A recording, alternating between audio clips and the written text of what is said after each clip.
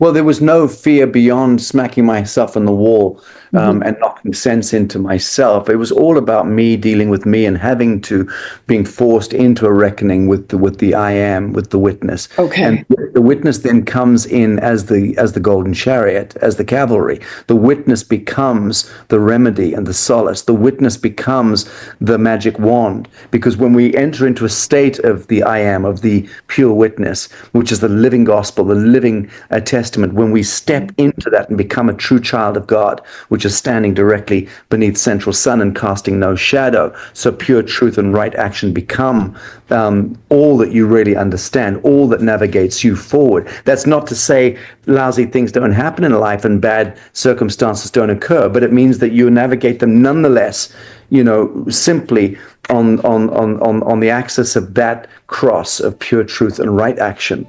That doesn't understand fear.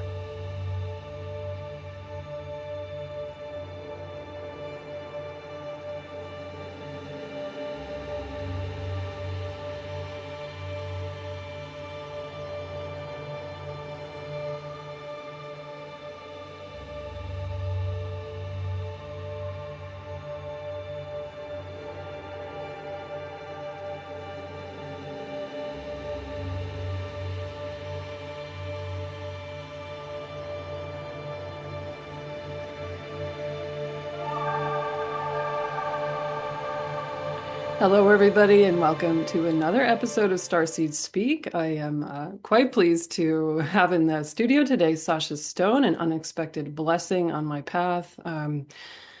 And Sacha, your reputation precedes you. I'm not sure we need a lot of introduction. Lots of people know your work. So thank you for being here. I appreciate that.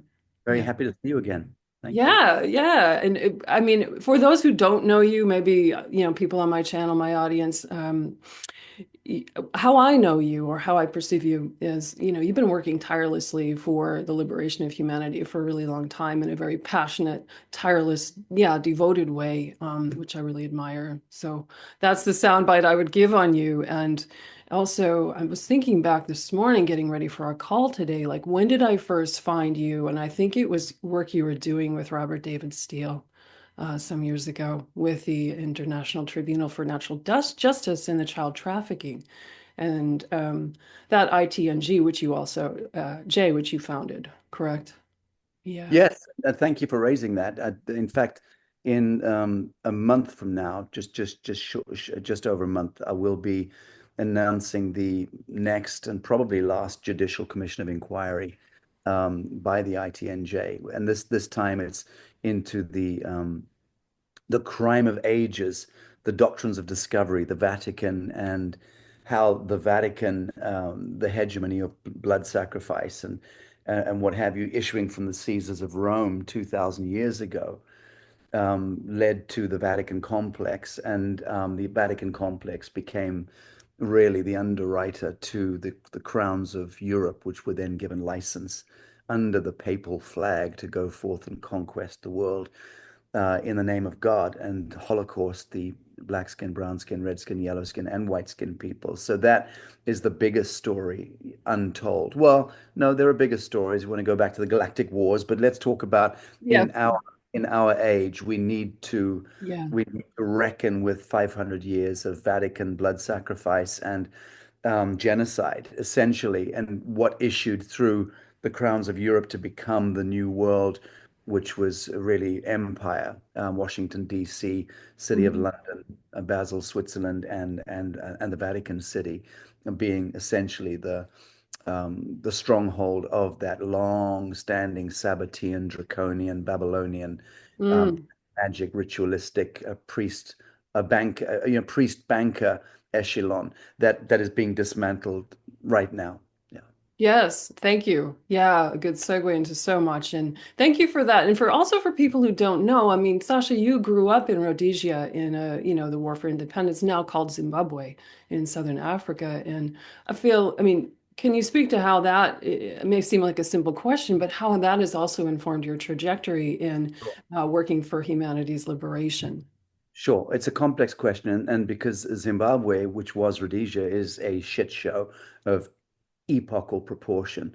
And you've got to see Rhodesia, the country I was born into, and as a generational African, I grew up there during what you is called the War for Independence. It was a staged war. It was the Cold War playing out in Africa. Um, so it was very much a Babylonian agenda in that sense, fomenting discord between the whites and the blacks in Rhodesia.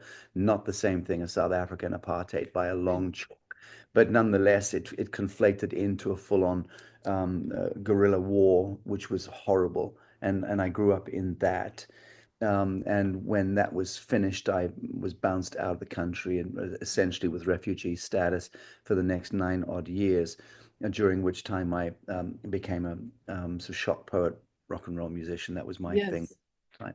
And Yeah. that segued into me setting up my Peace Foundation. And for many years now, I've been doing my own brand of citizen diplomacy and shit stirring, really stirring that pot of the globalists and the Sabbateans and the Pharisees, the Latter-day Pharisees, and how that evil empire, which has eventuated into the thing called government, which continues to thrive by the harvest of humanity and the sacrifice of innocence when we understand the games going on in the basement. But let's go back to Africa briefly. Africa is on the cusp of a huge renaissance, in my view, and my view is never wrong in these things. So we're about to see in the next 18 months to 48 months, Africa surge ahead and take preeminence on the world stage as the cornerstone of the global economy, not just the one that's coming, but the one that we've lived through in the last, millennia. Hmm. So going back to King Solomon and, Queen of Sheba, the resources of Africa, whether you're talking about cobalt or diamond or gold or oil, gas or water or biodiversity, it is just the cornerstone of the planet in so many ways. It was also the touchstone of the gods to this plane of existence. And that's been lost to us for a long time. So the dark continent, the lost world, the lost innocence is connected Hmm. to the loss of innocence, and paradise lost is also connected to that long story of forgetting the mother, forgetting Africa, forgetting the genesis point of our own story. And we're forced now in this apocalyptic end of days, delightful circus that's going on right now with the collapse of governments and taxations and the collapse of global economics and all of this wonderful kind of disruption that's taking place is giving us a gentle nudge at the moment. It might end up being a punch in the face, but at the moment, it's a gentle nudge reminding us to look back to the genesis of our story and reconvene relationship with Africa. And I've started to do my most of my work is kind of focused there, certainly in the last year, and Yeah, very yeah, yeah. so. It's You exciting. bring an awesome perspective. I mean, I've always had this fascination with Africa. I've only traveled to North Africa and not beyond. It's out there in my mind and also in my psychic visions is this, as you say, incredibly potent place and an origin point, which been given all of these, I don't know how to say, going back to like the beginning of time and something important happening between what's present exopolitically on our planet now with the geopolitical landscape and so on and so on. So I love that you can speak so eloquently to that and with, again, such a passionate voice and an intelligent voice. So I appreciate because Africa to us is largely off the map, and there's a reason for that, unless it's for our conquest, right? So thank you, and I will be paying attention to what unfolds there. So Very good. much story there. Thank you, thank you, thank you. So, um, going back to like you such a rich history, your story from Rhodesia into, your career as a rock musician, artist, poet. Where were you? What was your life like? And I've got some questions about some encounter you might have had in the 90s. And I'm curious if you could give us some context about what was happening in your world around your encounter with possibly Draco Reptilian. Sure. Um, Sure. And it's something I've only spoken about, I think, in the last year or so to my community. And it's a subject matter which, I mean, I did share this with David Icke many years ago, probably 15 odd years ago, in my living room. And Yeah. it's a story I did share with him, I think, before anyone else, but because he, of course, is the progenitor of reintroducing that, Yeah. that not thematic back into the mainstream narrative, but he was really the one who dragged the remembrance of the Draco-reptilian interfacing with the human genome. He dragged that back into the mainframe in the last 2 decades. And so I did feel comfortable many years ago speaking to David about that in private, and obviously to friends and Yeah. what have and interested parties. And as my own work has also been involved for many years in helping to progress and advance that story in exopolitics, as you rightly call it. Um, for instance, 15, 16, 17, 18 years ago, I was interfacing with, at that time, Stephen Bassett and the New Paradigm Research Group. He was really the foremost guy at the vanguard of exopolitics. And I met all of those people. I'm now getting back into that saddle somewhat. I'll be later this year in the Middle East, in Dubai, doing the first Galactic Disclosures Conference with Zahi Havas Mm. and Elena Danan and Dan Willis and other friends. Yeah. I'm happy to get back in and start talking about this story, this stuff, because the more diplomatic, tactical stuff that I was working on, I've done. The United Nations bit, the hacking in there, the bit about establishing the New Earth Initiative and then rolling that forward.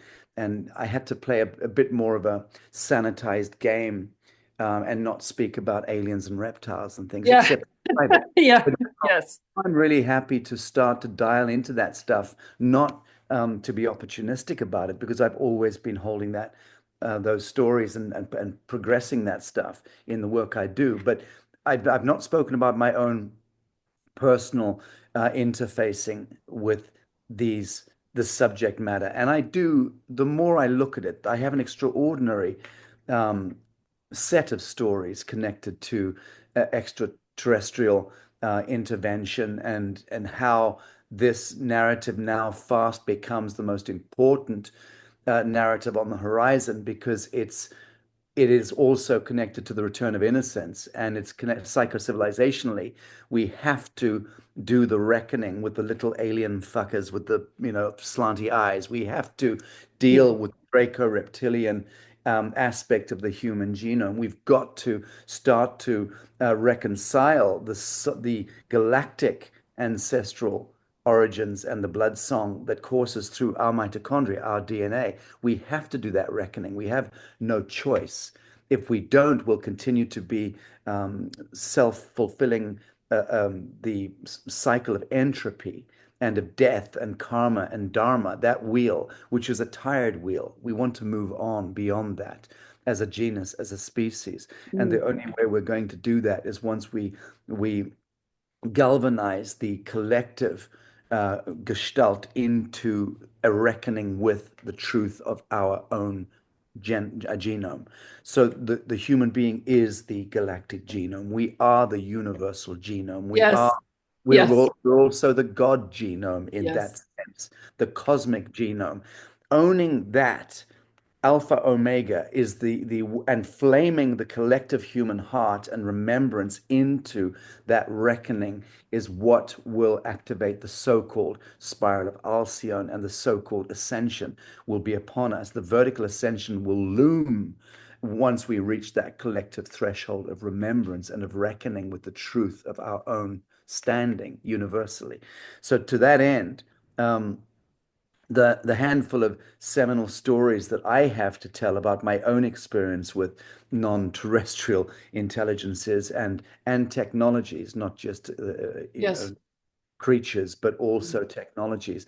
Now, I do have stories to tell, and I will be dialing that stuff up in a much bigger way later this year. So I'm going to use the Galactic Disclosures Conference in the United Arab Emirates to do that, because it's the Mm. perfect place to Hmm. of Yes, the. it is. Yeah. But Yes. but I will touch momentarily on the story that interests you, because I think I mentioned it um, in our interview for the In our Lazarus. interview, my interview with you, Yeah. you mentioned that, and I kind of went, okay, that's a topic I'm quite curious about. So So, here's the thing. The Lazarus um, community is where I tell those stories and tend to not bring them into Yeah. the other elements. However, I'm trusting that your audience is like-minded with mine. Not that I give a damn about offending anyone. It's just that I don't like to tell these stories just for sensationalism. It's not, yeah, exactly. It's not about, oh, this big thing that I saw in all of the flashbang boom and bright lights about it. It's not about that. Yeah. Right.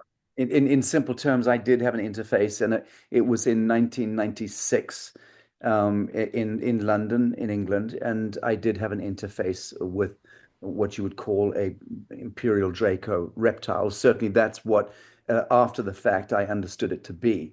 When it manifested in broad daylight in my living room on a beautiful sunny afternoon, whilst I was being interviewed by an Italian journalist. Um, Mm. that was a journalist who had been lobbying to do an interview with me with my record label for months, and I eventually agreed to it only on because she was incredibly pretty journalist, and I agreed to the thing. She flew Okay, fine. he Yeah. flew to England from Italy, from Torino in Italy, and conducted the interview.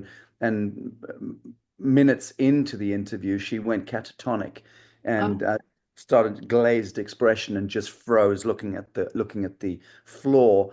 And at that, I thought that she was having some kind of a conniption or a seizure of sorts, and was leaning in just to ask her, "Are you all right?" And at that moment, felt this heat and turned and saw this Tyrannosaurus Rex creature crouching in the room. It was so tall it couldn't stand. It was way higher than the ceiling. So the wow. whole thing had manifested crouching in my room, and its face was inches from mine.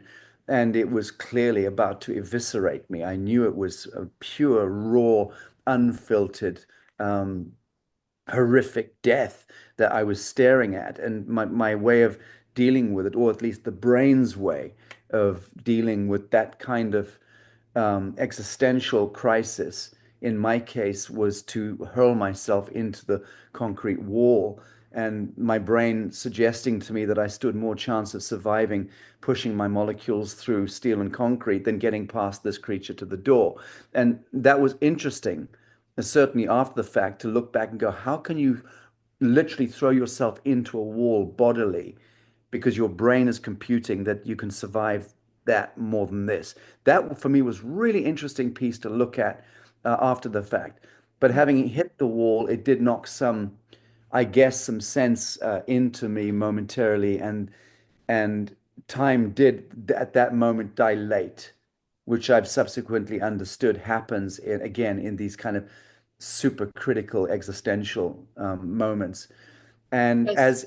as Mhm. it did dilate, it I was able to really convene a relationship with the I am, with the God witness, the godly witness, the true self. And that clearly was the benediction, the blessing of this kind of horrendous event horizon. Because in engaging relationship with myself, slowing everything down, my brain was saying, "You've thrown yourself into steel and concrete. That didn't work. You're not going to get past that creature in this state without being eviscerated." She was still catatonic and was not going to save me, nor was Ezekiel's chariot going to save me. So what happened was my consciousness was brought into a singularity Mm.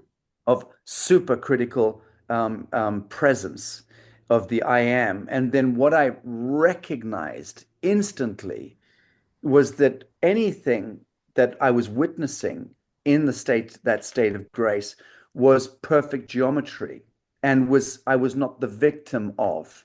So immediately I lost the sense that I was a victim to this creature. But in point of fact, this creature was the sum total of the entirety of the expression of the evolution of my soul through the fiction of time, going back millions of years, and that this thing was not here to harm me. In fact, no evil comes to harm us unless we will it to harm us. It comes to serve as the contrast or the texture against which you must define your angelic super nature. And so that's what happened. I was able to then look at this creature close up, see its yellowed lizard eyeballs, and recognize that I am that thou art. And I think that that was the utterance that came through me, expressed itself to that creature. And I guess that was empathy. I guess that was a kind of universal love and saying, we're not separate. We are together. You serve me, I serve you. And that was it. Boom, in that reckoning of pure truth, in the geometry of the living moment, this draconian lizard popped out of the existence, and but the permissions were no longer granted. My life force was no longer prepared to be feasted off by myself, by an aspect of self. So that disempowered the creature, which teaches me a great deal about the mechanics of evil, or the mechanics of Satan or the devil, however we want to look at this archetypal notion of an evil that exists outside of self. And the journalist woke up from a catatonic state instantly. This creature disappeared, and she was in a massive panic. And then I realized that she was a apparently willing agent in this exercise, that she'd come as a catalyst of this event horizon. And I did lunge at her and grab her probably by the throat. I can't quite remember, but I did grab her and drag her out of my house and threw her into the street with her bag and whatever else. I was in a high state of adrenalized state. Adrenalized. You'd be totally Yeah, adrenalized at that yeah. point. Yeah, And then I absolutely. then I went back into my home, and she hadn't been in there for longer than 30 minutes. I mean, the whole thing happened so quickly. And then I had to really then there was another layer of reckoning. How do you reconcile your contextual framework of reality into something which you have no reference or guide Yeah. for? I'd never read a book on reptiles. David Icke hadn't emerged in the world, to my knowledge, in my world. I didn't have any reference point for that Draco reptile. So it was only later that I had to really look deeply into it and then understand the connection between that and me, and then understand the mechanics of empathy, the mechanics of love, which is the thing that absolves and qualifies and phase conjugates out of the hologram any contrast or shade. So that then Yeah.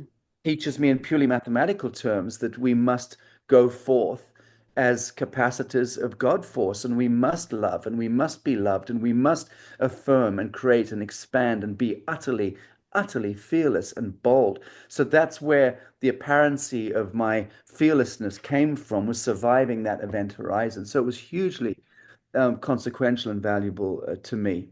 Yeah. Yeah, how life-changing. I mean, how life-changing, Sasha. I mean, what a perspective shift. And I'm curious, it must have been for, I mean, was it days, weeks, months that did you have quite a bit of cognitive dissonance after this? Or Yes. like, The dissonance lasted from that time, 96 through 97, 8, 9. It was really at the end of 1999 that it all came to roost. I was sitting in the royal court of the royal palace in Marrakesh as the guest of the royal family at that time, and I'd been out really in grace and favor, hiding out in Morocco in 1999, 2000 for a couple of years. Actually, all in all, it was about 2.5 years, and bouncing between uh, Morocco and Egypt that time, mhm. setting up my Peace Foundation. But it was prior to even setting up my foundation in 1999 that I was in Morocco, and I was sat on a beautiful afternoon in the one of the courtyards,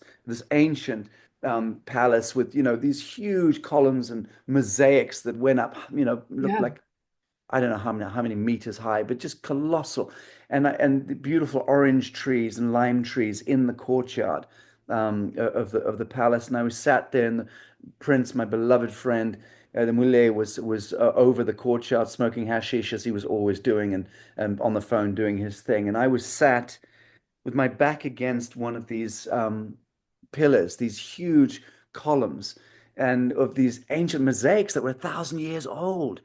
And I remember asking the question because the Moroccan sun had been helping to reconstitute me anyway, because it was very recent to that time that I'd run away from the music in 1999. So I'd run yes, from the music yes, and yes, I'd yes. run to Morocco. And there I am sitting there just burning with these universal questions like, what the fuck am I going to do with my life? And how can I be of service? And what happened? That whole music thing and that demon, that demonic stuff that emerged through the music thing, to my reckoning, and how I had to flee from that. And sitting there on that perfect afternoon in Marrakesh, and this asking the question, the burning question. This is the point of this Yes, no, I'm, geometry falls from this column, from like 40 feet up or 50 feet up. This piece of geometry, this of a mosaic that must have been placed there literally 1,000 years earlier. It falls to the floor in front of me. I mean, this is an ancient palace, and these are old walls. Bits of mosaic are falling out all the time. But it just so happened that this little piece of mosaic fell in front of me, and I picked it up. And it was a shape, a geometric form, and it was beautiful. It was green and white. It was beautiful. And I picked it up, and then I studied this geometry and understood that this was known as the breath of Allah, the compassionate. This was a unique geometric form that contained very powerful and beautiful magic. And indeed, that intersection, it was like kind of Merkaba language. And yes. that began for me a whole journey. Honestly, the journey began from the reconstitution of my psyche from the draconian experience and all of that, all locked in at that moment when that geometry fell. And that piece of geometry and that breath of Allah, the compassionate, then led me for many years. Many years it led me on my path, and I would find myself in places in the world on my insane diplomatic crusade that I was going to all sorts of wacky places to meet the mad mullahs and meet, royal houses and meet political and cultural and religious leaders around the world in search of dot, dot, dot. But that symbol kept appearing and reappearing. And finally, when I was in Bali, invited by the former President Abdurrahman Wahid Gusdur, who was the great Muslim cleric president of Indonesia many years ago. And he and I had a momentary kind of love affair before he died when we both met him as a blind Muslim cleric, this powerful leader, and I'd gone in just to interview him for my foundation and completely loved this man. And I was a student of Islam and Sufi scriptures and things, and I held my own as a scholar, a burgeoning scholar of Islamic schools of thought, and he was very impressed by me.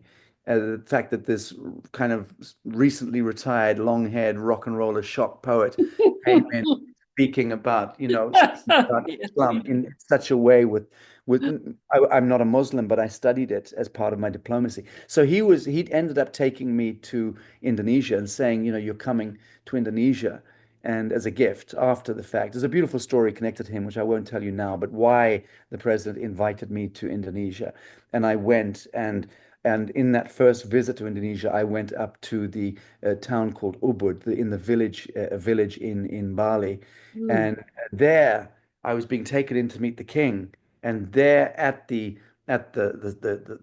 on the pavement before you take your first step into the palace was the breath of Allah, the compassionate. That exact same symbol was. The same thing repeating itself. Yeah, it was in, and that I knew I'd arrived and that this was a seminal space for me. I've been living in Indonesia ever since, and my home is my primary home has been there ever since. That piece of geometry led me. And the reason why I'm speaking about it is because if I do write a book, and I've kind of recently agreed to do so with my literary agents, I will be writing this particular story about this piece of geometry and how it's a piece of geometry that indeed does speak to the reconstitution of the psyche, the broken psyche and the broken heart of humanity.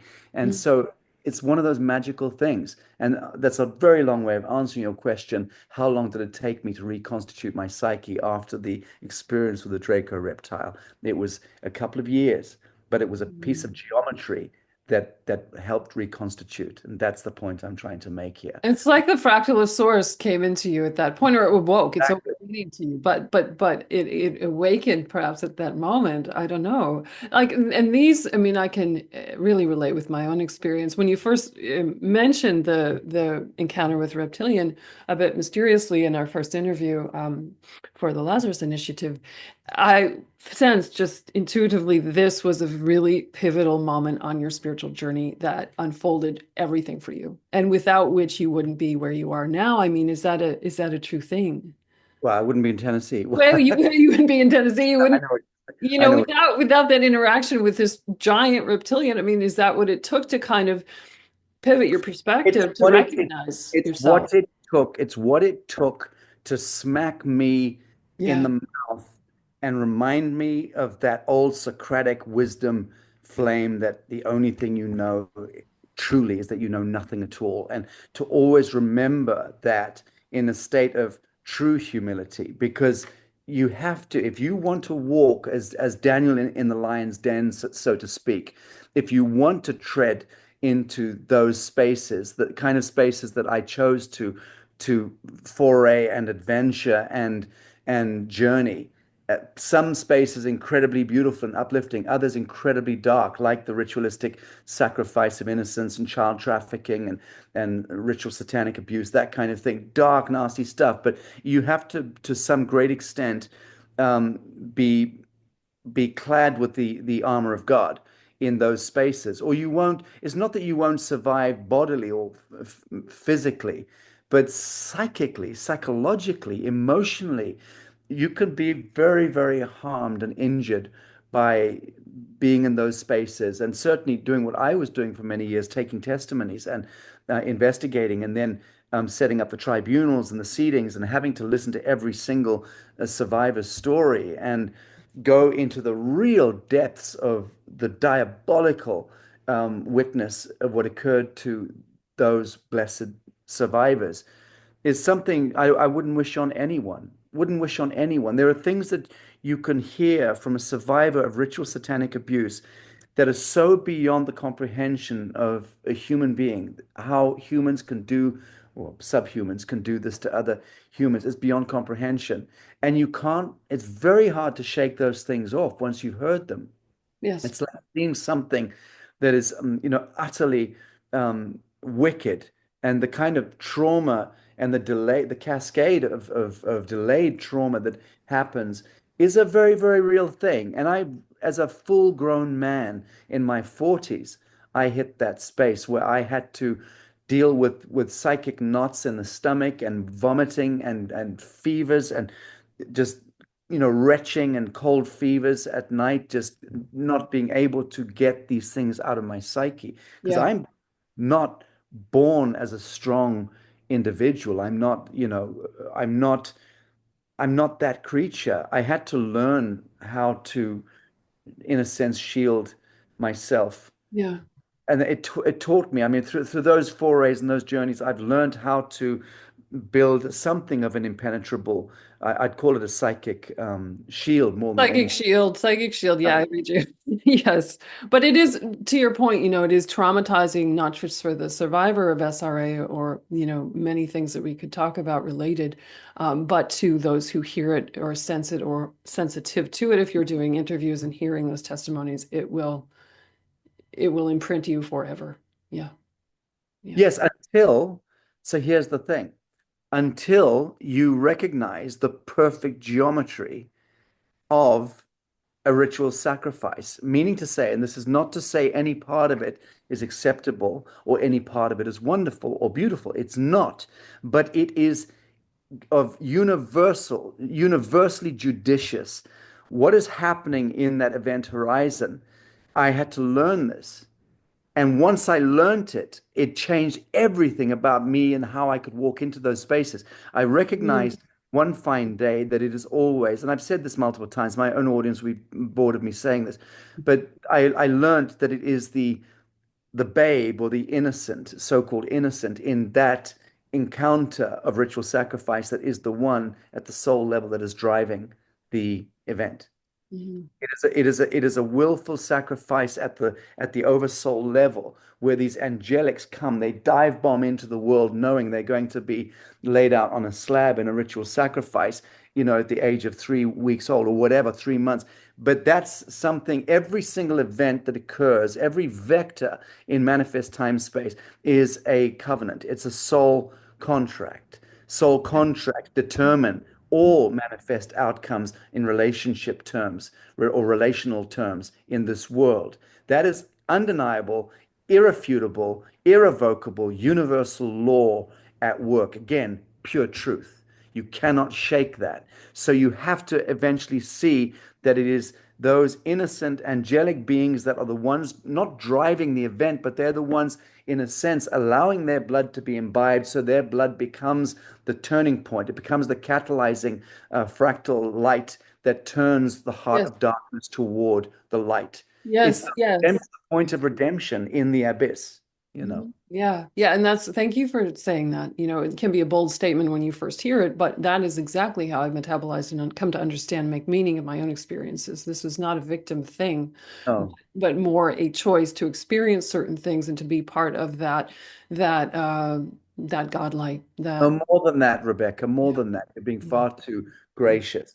More than that, you are assuming the messianic mantle, and in that sense, the sufferance that you experienced was part of the mechanics of turning the wheel in the other direction for the heart of darkness, and that's a huge self-immolation, a kind of self-sacrifice that's done on the pyre of this particular a chaotic reality in the temporal world. And we're leaving that. And we're just departing the Saturnian satanic age now.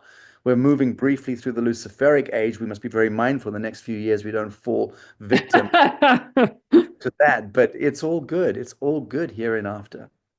Thank you. I very much concur with that. Yeah.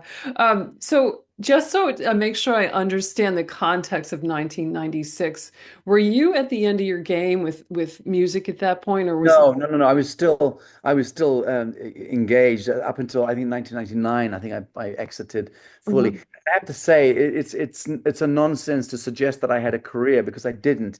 We mhm, were an independent hard rock band, and we were kind of playing with the fabric of being out there. As a big stadium. It was a beautiful band, great sound, and made up comprised of musicians that were way ahead of my grade. But we put out some fantastic albums. We had the best, the number one rock and roll agent in the world. We were out there. We made a number of albums and we did our thing, but we were independent. I did not want to sign two majors, so we were having, the A&R guys, removed from our concerts, literally had them thrown out. We were having fun with that. We were mhm. self-financed, and we had our own record label, publishing label, merchandising, and our own management company, but we were distributed.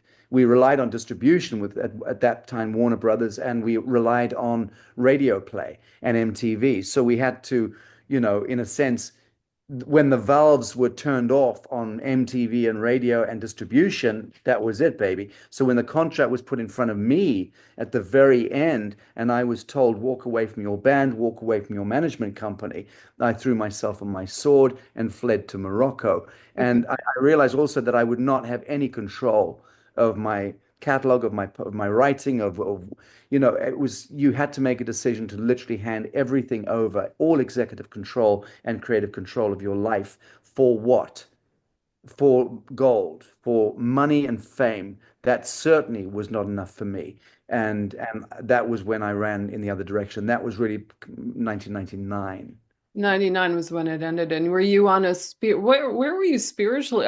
You can tell I'm poking around in here because I'm like, okay, so there's a catalyst that caused this to happen in 96. Were you seeking, you've always been a seeker. You've always been a seeker, have you not? I mean, Oh, human beings by definition are all seekers. That's yes. written into the mitochondria of the human being. We are here because we are curious and because we are inquiring after supernature, inquiring after divinity, inquiring after pure truth. Yeah. And was that truth inquiry, was that a, kind of a pot boiling up over, the stove of your life at that point in 96, or was there particularly not so much? Uh, No, that was a lot earlier. I mean, coming out of a bush war in Africa and mhm. living behind grenade screens and military convoys for the first 15 years of your life, that teaches you a certain antipathy toward the status quo, toward the world out there, and toward authority, to be sure.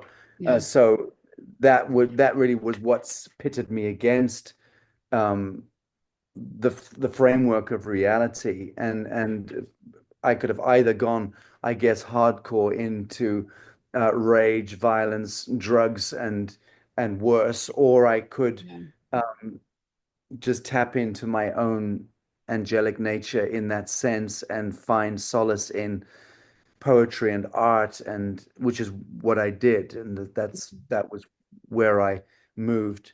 But yeah, it's a curious thing. There's nothing quite like being a war baby to set Yeah. you up in defiance against the status quo. Yeah. Yeah. Mm. Thank you. That's informed everything in your life, I feel. In the Draco arrival, I hear in the span of almost non-temporal reality, a moment in a million years at once, that this appearance caused great fear, and also this, do I understand rightly, that it also caused a great deal of empathy to arise, a compassion arise in you?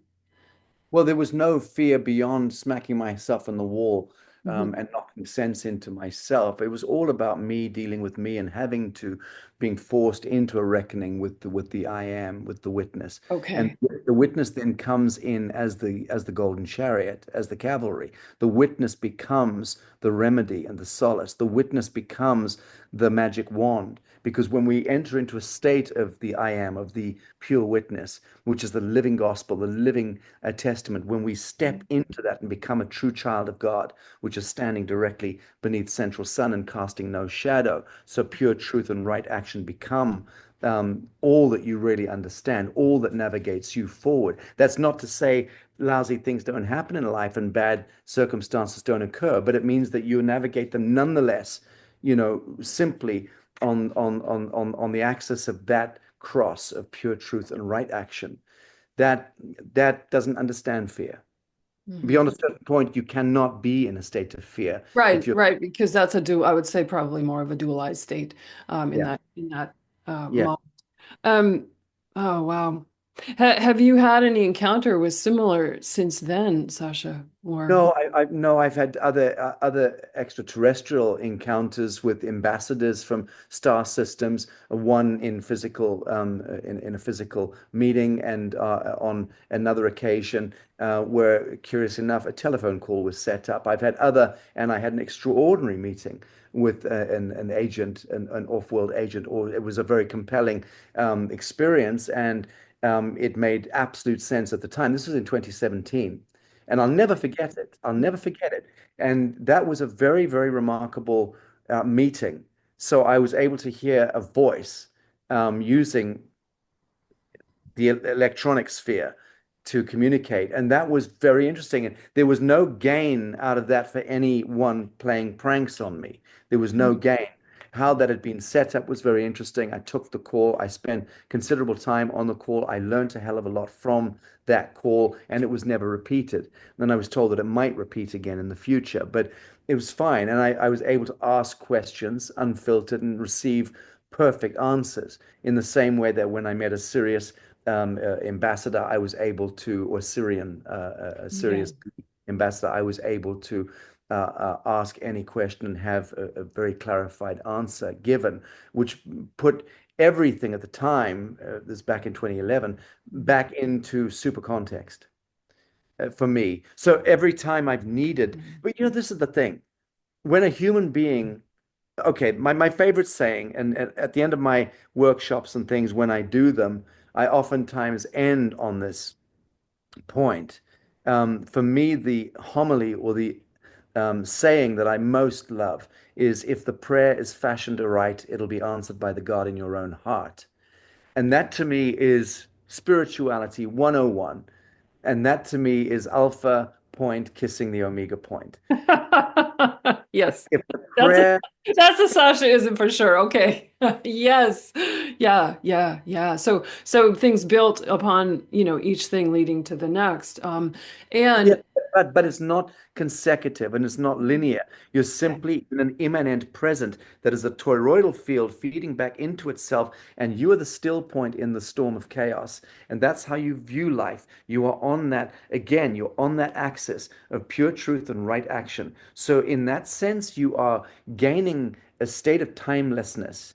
And to some extent, you are fending off entropy and you're fending off, fear, time, entropy, and all of that. So Mhm. that there is a secret there. There's an alchemical secret in learning the craft of maintaining one's state of witness in that perfect state of Yes. grace, which Yes. is fearlessness. Yeah. Fearlessness is timelessness. It's the same thing, same quanta.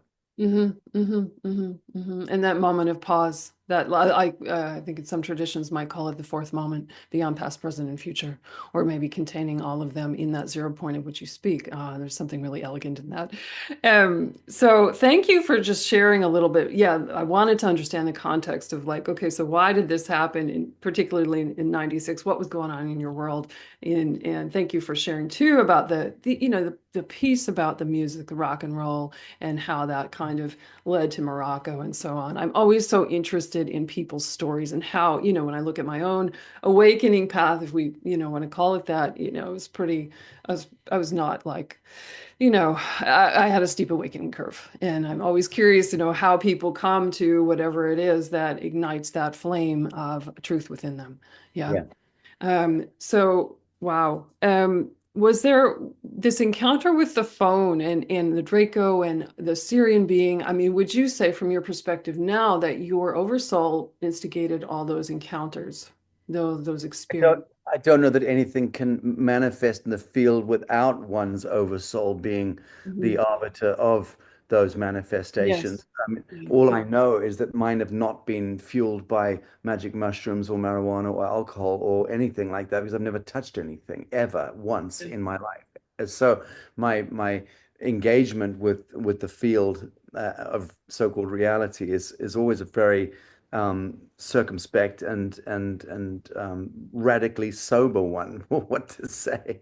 Yeah, yeah, yeah. I mean, my own experiences in the programs, which we talked about on your show, like I would not have believed this stuff. I didn't have like a OET's kind of reality. So I really had to, race to keep up with something or let go of many, many things that I cherish and held dear about how this world worked and my function within it. So that's all dissipated happily so. But yeah. So, and as far as you spoke briefly there, I heard you mention alien technology. Do you have an interface at all with or knowing something further on that? Is that a passion point of yours, or can you speak to that at all? Um, Very, very momentarily. So there's just a couple of incidents in my foundation, Humanitat, and the work that we were doing in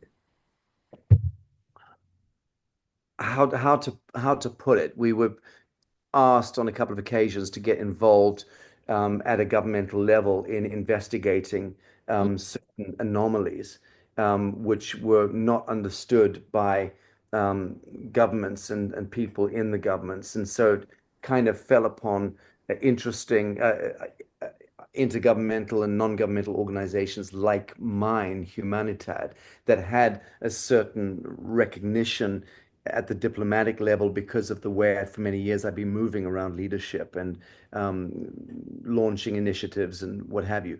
So, and there was the fact that we never took coin for anything, so we trusted agents in that sense. So we were on occasion asked to get involved, and also because we had a tremendous brain trust and continue to do so, where I have the access to pull in, tremendous economists or engineers or mhm. academics, cultural anthropologists, linguists, whatever it is, physicists. I mean, look at Lazarus Symposium, the kind of Yeah. scientists, academics that come constantly through the revolving door of the Lazarus Initiative is a testament to exactly what I'm saying, that I have access to the best in class in the world, scientists, innovators, thinkers, engineers, and so on. So I was on occasion asked, would we look at something and take something into our custody and investigate it forensically and then Yeah. do that analytic and then let the let the powers that be know what they're dealing with, what we're dealing with. So I call that area of focus weird science, and putting little teams of vanguard academics together to investigate. So that's what I did on a couple of occasions, and Mhm. within Humanitad, and we did deal with alien technology, and we dealt with alien phenomena. In fact, I was just a few days ago with Alan Steinfeld, a very well-known guy based in New York, but in he was one of the keynote presenters at the New Life Expo in forgive me, I can't. It was San Francisco or San Rafael, Yeah. and I just flew back there a couple of days ago, and I was there with Laura Eisenhower and Daniel Brinkley and other wonderful friends, and doing this conference. And Alan Steinfeld was there, and I've not seen Alan Steinfeld for almost, it must be 17 years, 16 years. Oh, And wow. Mhm. it was wonderful to see him again. And I said, we bumped into each other in the elevator, and he said, "My God, Sasha," he said, he's been watching me from afar. I've seen him from afar. And Yeah. I said, "Do you remember where we met, Alan?" I said, it was in the apartment in Manhattan of Professor Nancy Burson, a woman who was a Harvard professor who, at the age of 60 odd, had gone on holiday to England with her son, had walked into a crop circle that had manifested in the countryside near where she was staying. And they'd taken a walk down a country lane and seen the crop circle where a bunch of other people were milling around. And she and her son walked into the crop circle. No sooner she walked in than she starts to receive this download. And Professor Nancy Burson had this incredible epiphany in the crop circle, life-changing. And coming out of that, she starts to become a physical anomaly, a phenomena, where she was birthing self-replicating nanodiodes out of her body, coming out of her turquoise and pink and black, which we now understand to be Morgellons syndrome. So that was the first Wow. case of that I was aware of. But way beyond that, she was birthing beautiful golden amber beads, perfectly round beads, out of her hands and the soles of her feet whenever she touched water. So that became an anomaly that had to be investigated. And I did put together academics to go in to meet with her and to take forensically some of these samples and then subject them to forensic Yeah. analysis, which we did, and discovered that there was no diamond tool in the world that could cut through these. I mean, we studied phenomena like that. And I reminded Alan Steinfeld a few days ago, I said it was in Nancy Burson's apartment that we met. He said, "Oh, yes, that's right."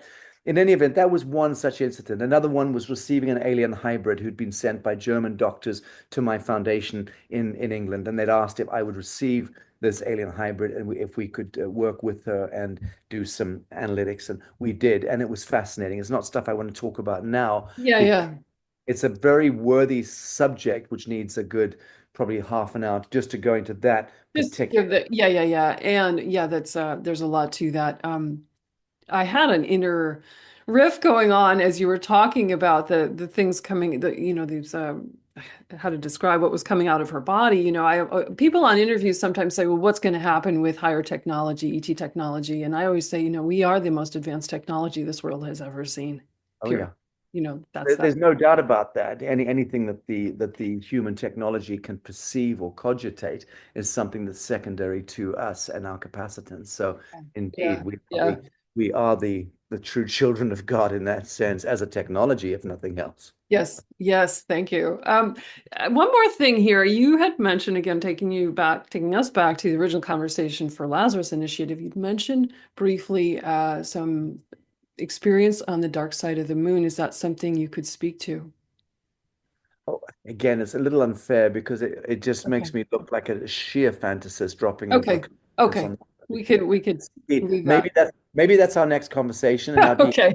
Fair I'd enough. be very happy to dial into that. But Yeah. again, I would really want 15, 20 minutes just on that piece alone. Yeah. And Yeah. it's very intense. And yes, it happened. And it was Yeah. on the 1st of August, 1997. And it was a defining moment in my life, to be sure. And I Yeah. often think that engagement with the Draco reptilian in 96, I've often thought, I wonder if that was a necessary rite of passage for me to go Yes. through in order to then go through what happened to me in 1997. I almost feel it was a gaming level, and that in 97, which was on the 1st of August, I did go on a journey for 2 weeks, and it changed everything for me. It's what set me, and then I careened off to Morocco in order to recover.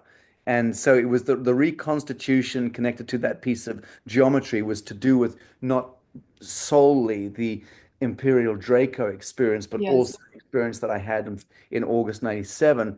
It had been that whole year really a compression point in my life's experience that was so otherworldly, such extraordinary left fork in the road that I hit, that I had to reassemble my psyche, and it took a couple of years. It was only again in 1999, 2 years later, really, that I had assessed, reconstituted, and then Yeah. had Yeah. some coherent idea of where to go and how to begin that my journey. Yeah. Yeah, and these kind of epiphanies or revelations or however or whatever language you use to describe these experiences is too small. Yeah. But but they can cause everything in life to 180 or fall apart or reconstruct, or we kind of fall, when all my SSP memories are coming back, I kind of fell off the map with the rest of life. I mean, it was just required. I was having a bit of a uh no words, I don't know, but it does cause that, it does cause that to happen. People in the audience at this point might be saying, well, how can I get that to happen to me? And I don't know that we can consciously, can we? Maybe that's my question to you. Can we consciously orchestrate these experiences, or what? No, I think that we have to really convene with the atom seed of humility, which is to be very present in the now, not Yes. to be asking questions of the universe like, when can I be abducted into a Palladian aircraft, or when will I have an extraordinary. I mean, I think one has to just be humble in making friends with one's path as it is in the living moment, and its own, and that because that's always inviting us into humility, especially if we're leading a life which is mundane or pedestrian or boring. It's an invitation to really, really hone the state of witness into a perfect now. And that's where the bliss point is. That's where the orgasm is. That's where the eureka moment occurs once we have, in that sense, nested perfectly within the mundane, Yeah. in our living flame, and not to have these high expectations that, well, why don't I have the same life as, Johnny Depp, or why don't I have the same life as, Donald Trump, for that matter. The people, we're always looking at icons out, or Elon Musk, anyone who's out there making billions and flying around in private jets and getting laid with, all beautiful girls, and getting all the gold at the casino, and that kind of nonsense. That stuff that we oftentimes look outside of ourselves and think that there's a more fascinating life out there, and it really is not the case. I have categorically learned a resounding truth on my journey, and the reason why I tour so much and I do talking and I don't charge money for my touring, I underwrite my own tours, is because I'm inquiring, I'm learning, I'm wanting to learn from the mundane. I'm Mhm. wanting to learn from the pedestrian. I'm wanting to convene relationship with people who, I'm learning that every individual has the most extraordinary story. It just depends on how one is able to interpret reality. So Yeah. I'm learning that there are people who, farmers who live in the Midwest who have been interacting with aliens and UFOs for 73 years. Right. Yes. Yeah. It's Yeah. the most incredible stories that you learn on the way. No, we each of us need to be humbled into recognizing that we steered our souls into this vector of time space, into this body, into this here and now, into this godforsaken familial line, into whatever we're born Yeah, into. thank you for saying that. Yes. Yes. And it's all a curse, and the curse is the blessing, and the blessing is the curse, and there is a space between the blessing and the curse where we meet with self, and that's the point. And I think that brought us full circle back to that meeting with the Draco reptilian. So thank you so much. And above all, I feel like these encounters shift, at least in my experience, shift the relationship with myself so much, or what we call self, and has made me a lot more gentle with my own experience and hopefully with others. So what reckonings we've had through the unexpected portals that present. Sacha, anything else you'd like to add that's come up for you as we've been speaking today? No, I'm good. I only have a hard stop in 1 minute because I've got my the head of my law commission about to arrive, All descend right. on it now, so she'll be showing her face at All the. right. Well, thank you so much. We'll put links to connect with Sacha below. I'm Rebecca Rose, Sirius Blue. You can find lots of ways to connect with me in one-on-one sessions, also in the links below. Sacha, a blessing, and we will see you again soon. I hope so. Much love to you.